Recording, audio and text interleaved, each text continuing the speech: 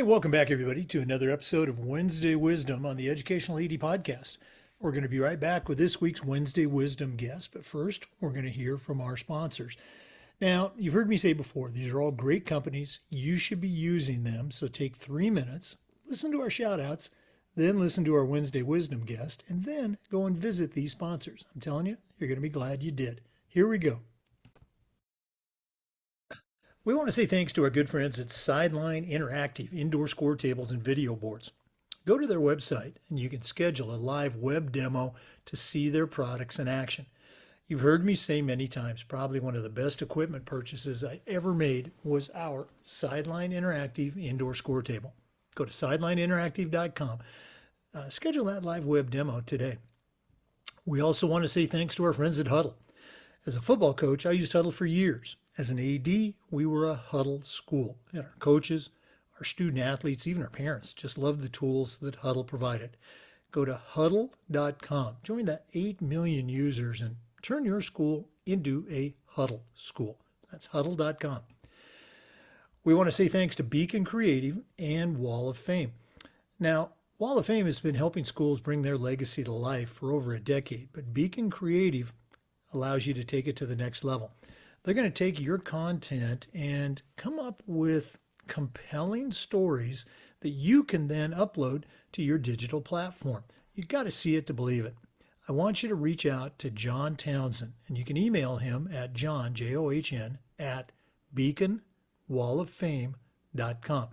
Check him out today. That's Beacon Creative and Vital Signs Wall of Fame. We want to thank our friends at Home Campus. Scheduling, rosters, results, how about facility management? Their athletic eligibility and clearance platform alone is a game changer. Go to homecampus.com. You're going to be amazed at all the things that their platform can do for you. That's homecampus.com. We also want to thank Gipper. Gipper is going to turn you into a social media marketing guru.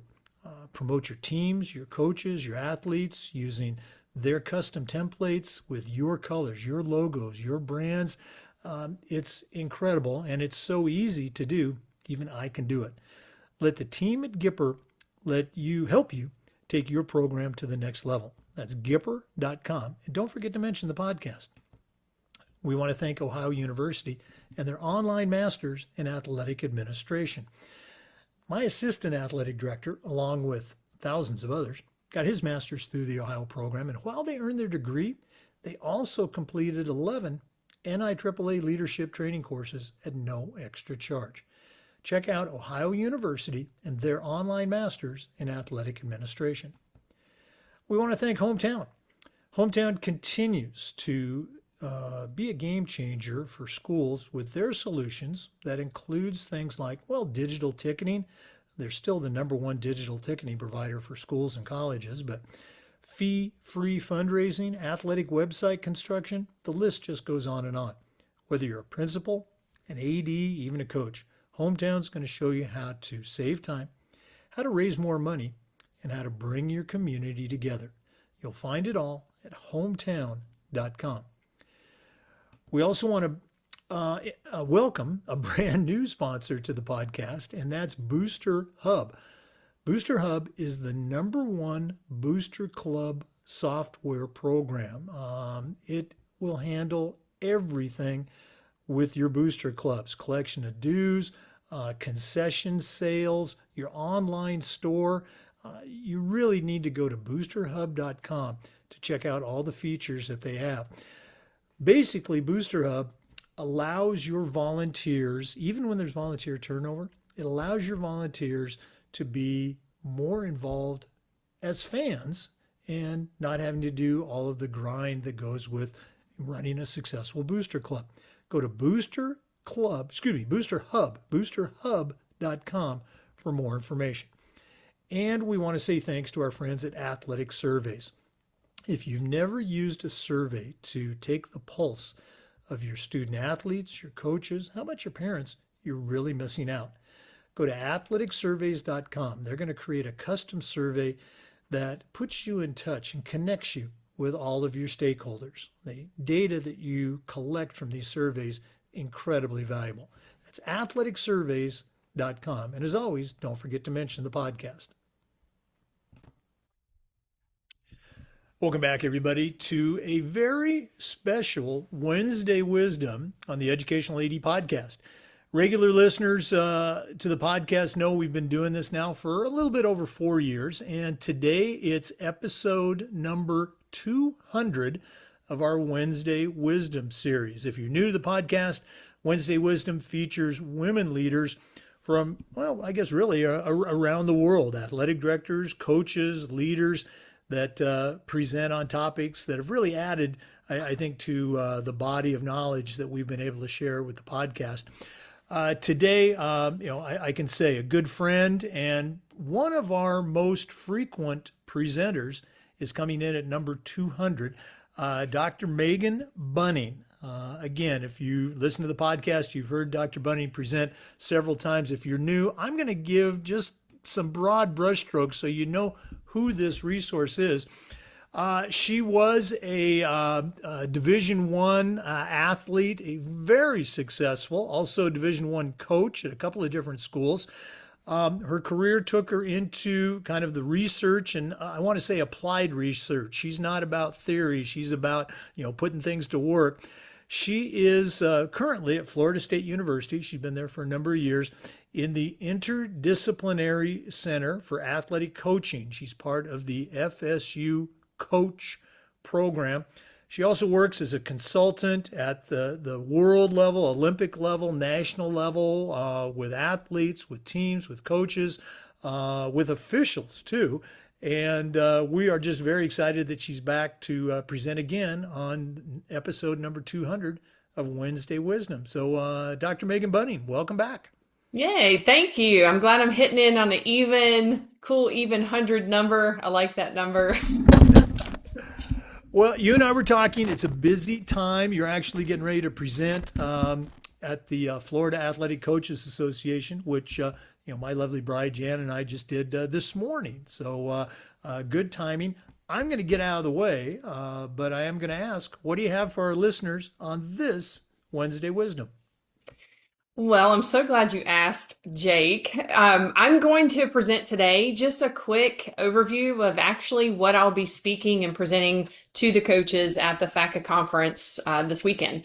I want to talk a little bit about DISC, D-I-S-C, the DISC behavior profile and the assessment that goes with that. And for some of our listeners, you may have heard of DISC. DISC theory has been around for a long time. It was proposed by Dr. William Marston back in 1928. And since then, this theory has been created into an assessment, the DISC assessment, which is used across all types of professions. And particularly, you'll see it in leadership and business development. And it was intentionally not copyrighted so that people could use it, so that companies could take it and do with it what they want. So what is DISC? Well, DISC is a behavior profile.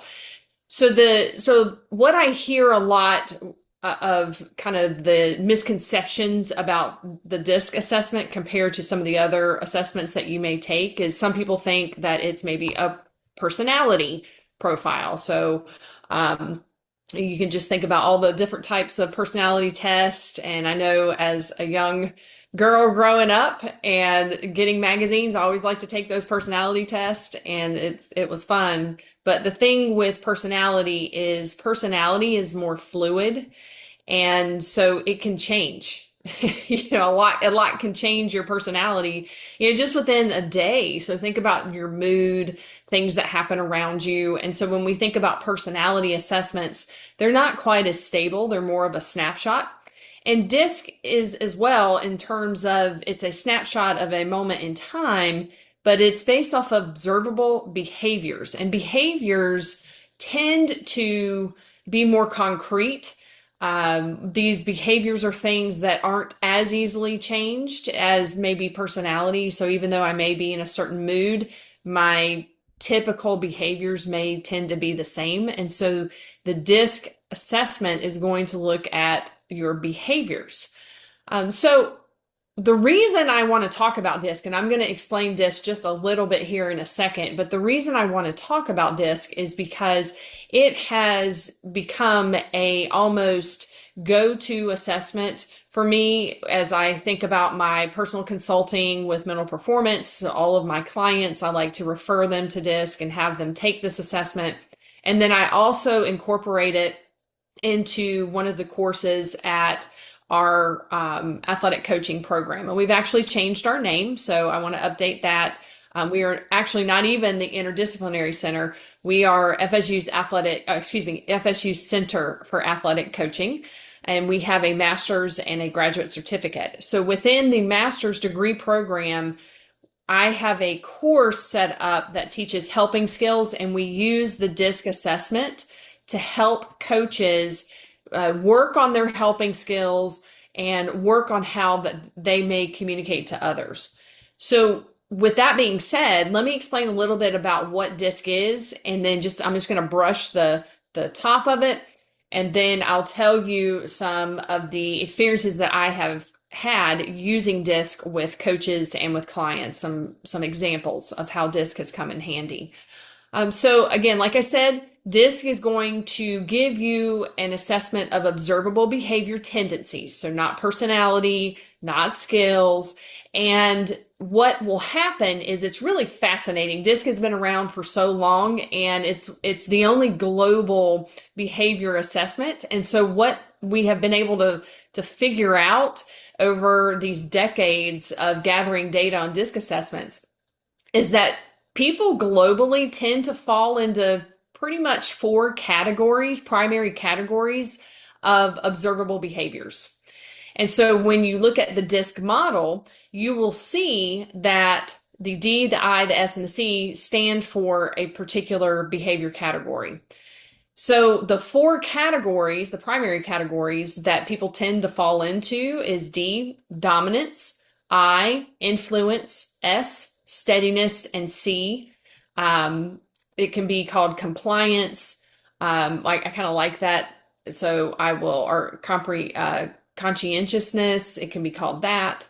But what happens is when you take this assessment, you are given some ideas of how you prefer to behave in certain situations when you're in a natural, relaxed kind of think about with your friends, or you're in a natural environment, what those behaviors and how you may communicate with others, or what others can see from you.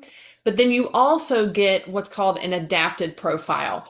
So this takes a look at the environment that you selected to answer the DISC on. So for instance, coaching, you will get a profile that shows how you might be adapting when you step into your coach role. And so what you'll see across those two profiles is you'll see fluctuations in the D, the I, the S, and the C, and then they may look different in the adapted model than they do in the natural model. So your behaviors could be changing a little bit, which then gives me some really great information. But the utility of DISC, the benefit of it, is the first and primary, and the way that I use it frequently, the kind of gold star of it is self-awareness. So we want to create this self-awareness, how we tend to behave and what other people may see, what we are projecting to others.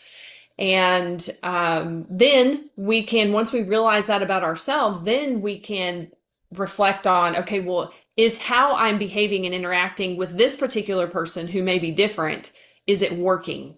Is that what I need to be doing in this moment? Now, so this self-awareness happens. You can build your communication skills, which is how I use that a lot in that coaching. It's a helping skills course that I mentioned before. It helps you, build more productive relationships. You're able to tailor your coaching, your mentoring, your managing, whatever it is that you're doing. You're able to identify how each person that takes the DISC, if you know their DISC, how that person can contribute their best. So what are their skills in terms of how quickly they communicate and what they prioritize?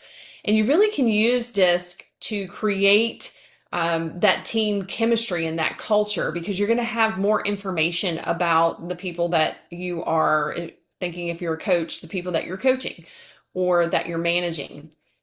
So when you think about these four behavior profiles, the primary ones, the D, the I, the S, and the C, they differ obviously amongst each other, and everyone's going to have a combination of those primary profiles, right? So, but the way that they differ is on directness. So direct behaviors, faster decision making. So your D and your I's, they're going to be more direct communicators, and they're going to be very fast in wanting to make decisions. Your S's and your C's, they tend to have slower decision making processes, and so they want to slow things down a little bit. And then there is the difference on what they prioritize or what they like to prioritize, right? So if you're working with a high dominance profile, I am high dominance. That is my primary color. I like to make decisions really quickly, and I prioritize results.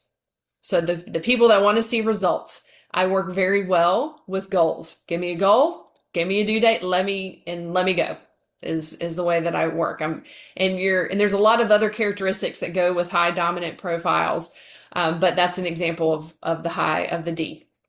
All right, now your high I's, so the yellows, they also like to make quick decisions, but they're a little bit more spontaneous in their decision making. I always think about the people that I know that are high I's. These are your people that wake up and they're like, let's go to Disney World today. And they get in the car and they just go and do probably what retired life is like. I would imagine your I's probably a little high.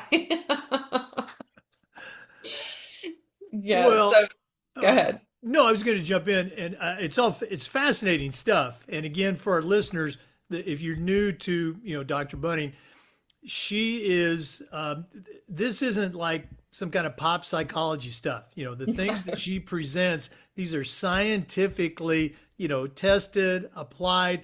That's her thing. It's stuff that coaches or athletic directors can use. And just not that it needs to be said, so I guess why am I saying it? It's not like these different categories, the DISC. It's not right, wrong, good or bad. It's just, hey, this is who you are. This is how you respond, and maybe you can learn something from that to be more effective with the people that you work with. Is that a good statement? Absolutely. That's exactly right. So these profiles, and I'll finish describing just real briefly, the other profiles real quick, but there isn't a right or wrong. This is who you are. This is about self-awareness. This is also about not saying, well, this is just who I am and I can't be anybody else. That's not what it's about either. It's about learning how to flex. And so this is what I like to do. This is what I'm comfortable doing, but I'm in a situation where that might not be working. And so I need to think about what is maybe some different responses, different behaviors. And I'll give you some examples in a second. But so that a high I, real quick, they're spontaneous. Their priority is on people. If you were to connect personality to DISC profiles, this would be your extroverts. All right. So they like people. They like being in the limelight. They draw energy from that. Then we switched. The last two kind of dominant profiles that you see are steadiness, which is the green, the S, if you look up DISC. And steadiness this is where we start to see people that prefer to slow down the decision-making process. They need a little bit more time, and this is important. This is why I'm emphasizing this, because the examples I'm going to mention in a minute are going to talk about the S's and the C's. But they like to slow down the decision-making process, and their emphasis is actually on relationships. So when I think about high S individuals, that's their dominant profile, I think about teamwork makes the dream work. These people do not like conflict. And even if you give them a job and they're usually pretty good about it, they're going to be the ones kind of looking around to make sure everyone's getting along. If you're yelling at them, they're going to shut down. Those are your high S's. Okay. Your C's, your conscientiousness. These individuals also need more time to make decisions, slower decision-making process, and these are your rules and structure. They prioritize the task. These are your to-do list individuals. You need something organized, you look to somebody that has a high C and they'll get it done. So here's how and why I am a huge proponent of using a DISC assessment to help you as a coach, a leader, consultant, whatever it is that you're doing. And I'm going to give you some real world examples. I worked recently with a collegiate team, and we had the coaches and the athletes take the DISC assessment. Now, what I find, I've had several collegiate teams take this. A lot of the population, whether it's general population or within that athletic population, are going to be more in your S and C's and I's. Those are going to be kind of your high profiles. Your high dominance, the reds, those are a little less. Those are less, you're going to see them less in the population. And I'm going to give you an example of what happens when you have a high dominance on a team. Individual as well. Okay. So back to this collegiate team, gave them the DISC profile, and we did several debrief meetings, explained the DISC, all the things, worked with the coaches. We had a wide variety of profiles on the coaching staff. So I had a coach that was high I, that was their dominant, or excuse me, their biggest, most prevalent profile. I had a coach on there that was a high C, and mind you, there's combinations, right? I see a lot of S and I's, a lot of C and S's, and that's kind of what I was seeing. And then the head coach was actually didn't take it, but I could guess this person was a high dominance. Well, what was happening is there was, within just even the coaches, there was a lack of structure. And the coaches were getting frustrated. And what my determination was, based off of their profiles, was you had a high I coach that was kind of outlining all of the practice plans. Well, I's, they're not really detail oriented. They're spontaneous. It makes sense to them. They can just fly and flex and do all the things. Well, everybody else was C, so conscientious. We need to-do list. We need structure. I need to slow down and think about this. And so there was a little bit of tension there. So once we revealed that and owned it as the coaching staff, then they were able to delegate. Okay, well, the practices seem a little disorganized. So why don't we put coach with the high blue that likes task and detail and structure? Why don't we let him plan practice a little bit more and give us a little bit more of structure to what we're going into? And so that seemed to help. On this same team, there was an athlete at the end of practice. So this was a volleyball team. They did a team drill where they were going to end practice with everyone on the team serving the ball. And if they hit it in, something happened. If they hit it out, I think something else happened. I'm not sure what the consequence was, but it was supposed to be just a fun kind of way to end practice. Well, the last athlete on the team gets up, she makes her serve, and it hit out. And everybody on the team called it out. And she was like, no, it's in. And she was pretty serious. She was pretty defiant. No, it's in. And they went back and forth, and the team and the coaches are kind of joking, and this athlete is not. She's getting very worked up because everybody is conflicting with what she thought happened. So this athlete uncharacteristically made a hand gesture to the team, said something highly inappropriate, and walked off. So the coaches were on high alert. Where did that come from? Now you're in a sticky situation because you just had this highly inappropriate behavior happen. So the coaches reached out to me and asked, how can we prevent this? How could we help this athlete, moving forward? And so I met with them and I pulled up her DISC profile and I said, okay, there are probably other things going on. However, based off of that situation, what just happened, that athlete was a high steadiness behavior profile. So green. Okay. So then I was able to consult with the coaches and say, when that event happened, mind you, this athlete their profile does not like to be called out. Their profile does not like confrontation, conflict. They like to be a part of the group and they like to feel accepted and they're looking for relationship.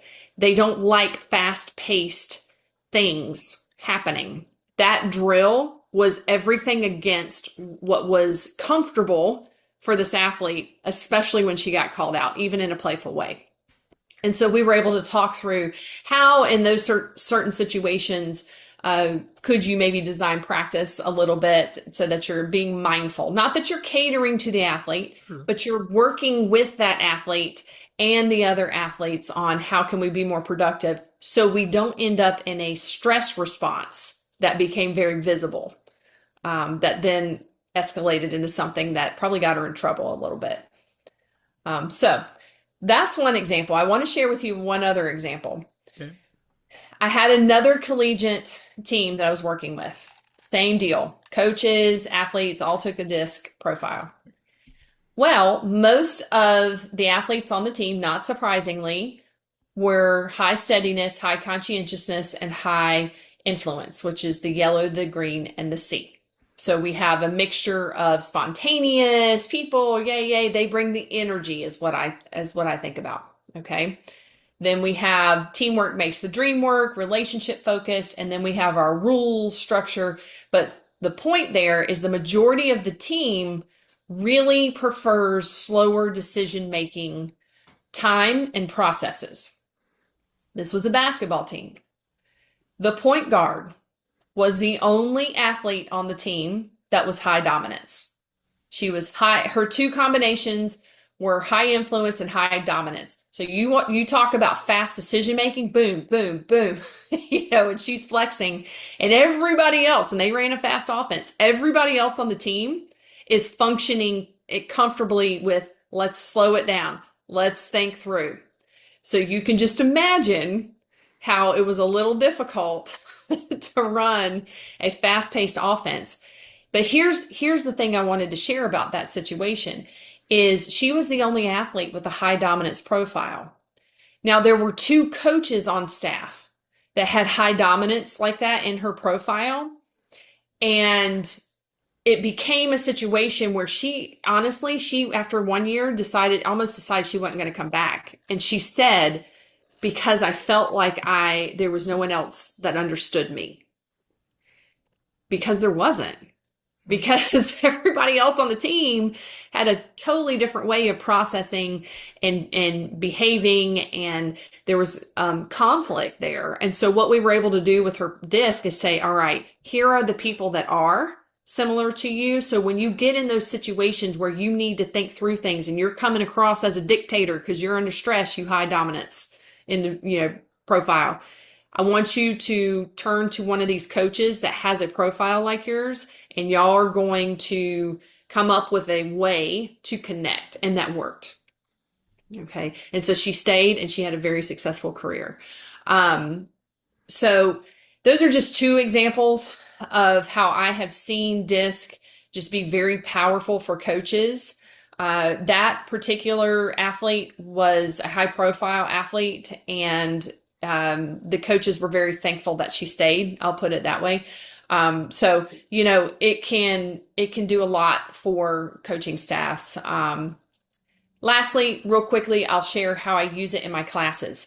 So the helping skills course for our coaching students, these are students that want to get into coaching, that are already in coaching, have been in it for years, just getting started, whatever. Maybe they want to work in a coaching capacity or with coaches.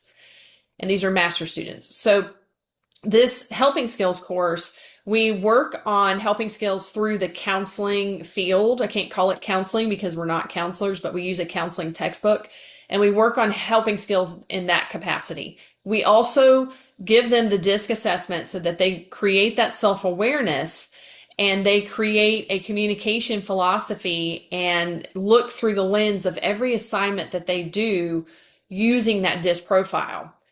By the end of the course, they are not only more self-aware of how they tend to behave and if they are projecting differently in their coaching environment, but then they are also starting to learn how to identify other characteristics of other profiles so that when they're working with their athletes and staff, they're able to say, this might be why this is happening.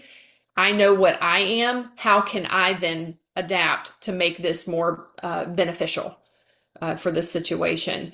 And so they come out with a solidified communication philosophy. They've had, they have a video portfolio of them practicing their helping skills and reflecting and applying the disc.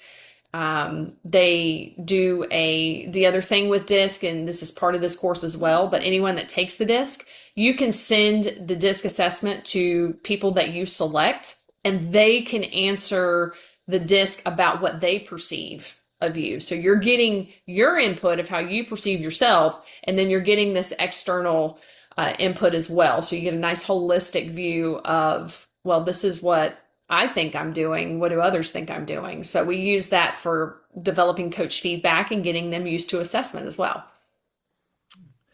Well, it's all just tremendously fascinating, and as you know, a career coach, an AD, et cetera, it's one of those things that you're always looking to help kids get better, to help coaches get better.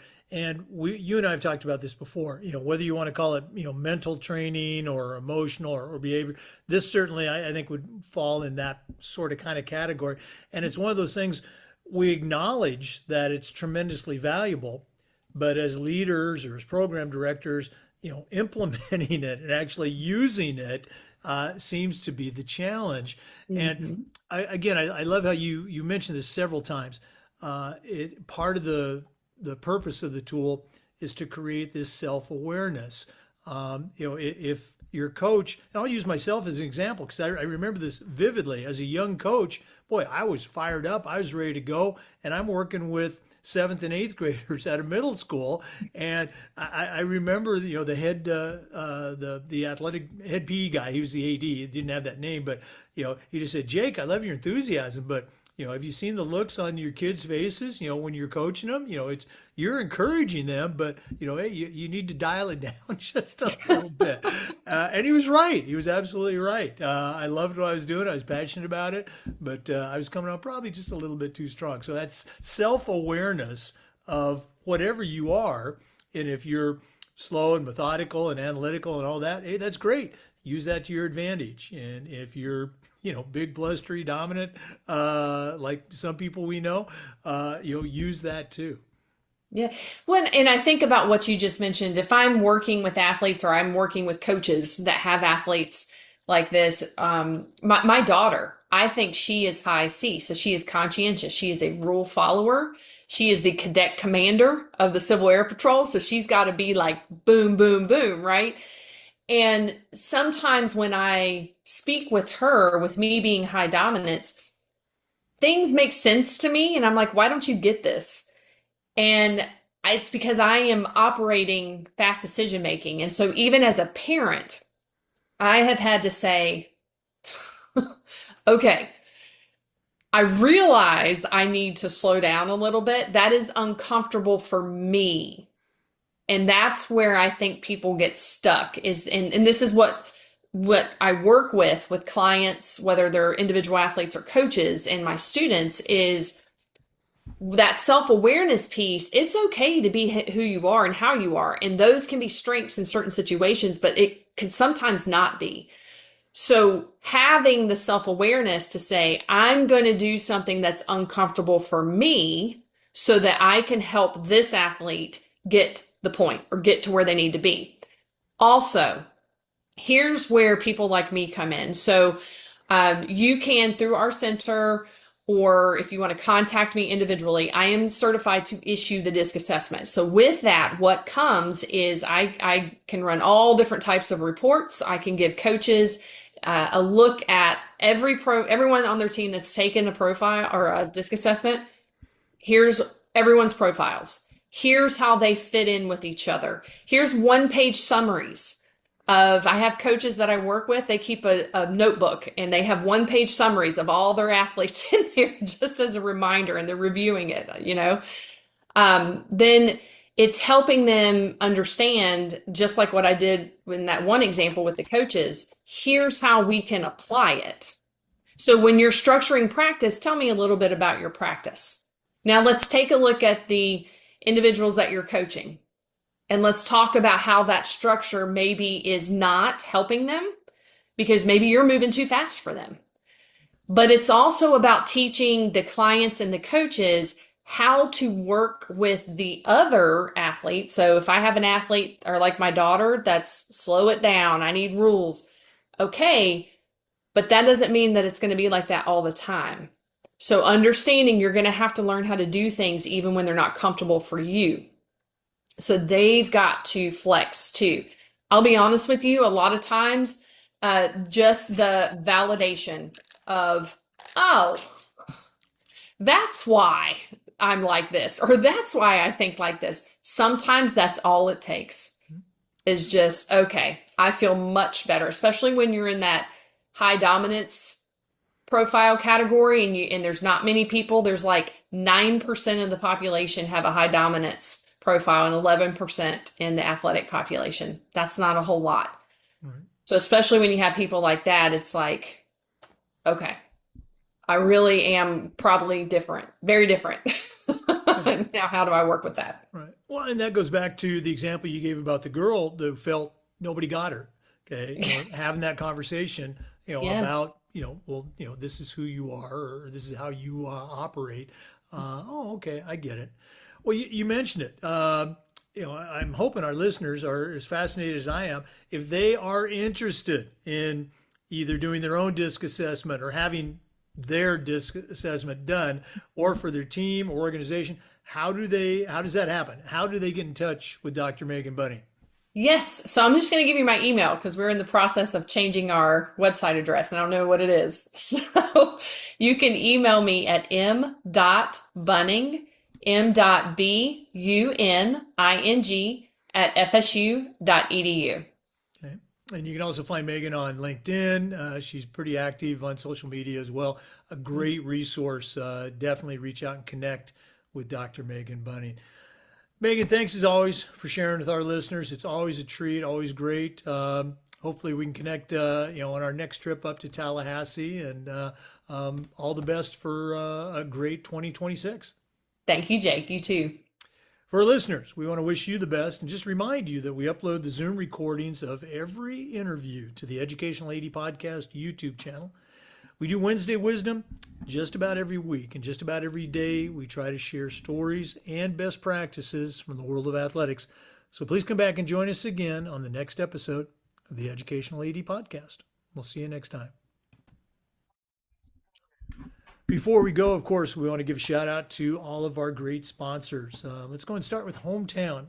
Hometown's still the leading digital ticketing provider, but there's a lot more. Go to hometown.com. Ohio University and their online masters in athletic administration. Check them out. Home campus, scheduling, rosters, results, athletic eligibility, all those things you do as an AD, home campus is going to help you do them better, faster, and easier. Go to homecampus.com. We want to thank Gipper. Continue to promote your program, your student athletes, your teams. Go to Gipper.com. Become a social media marketing guru. Sideline Interactive, indoor score tables and video boards. Go to sidelineinteractive.com. Huddle. As a football coach, I used Huddle. As an AD, we were a Huddle school. Go to huddle.com. Beacon Creative and Vital Signs Wall of Fame. Check them out. Beacon Creative, Vital Signs Wall of Fame. And Athletic Surveys. Go to athleticsurveys.com. Start taking the pulse of everybody in your program.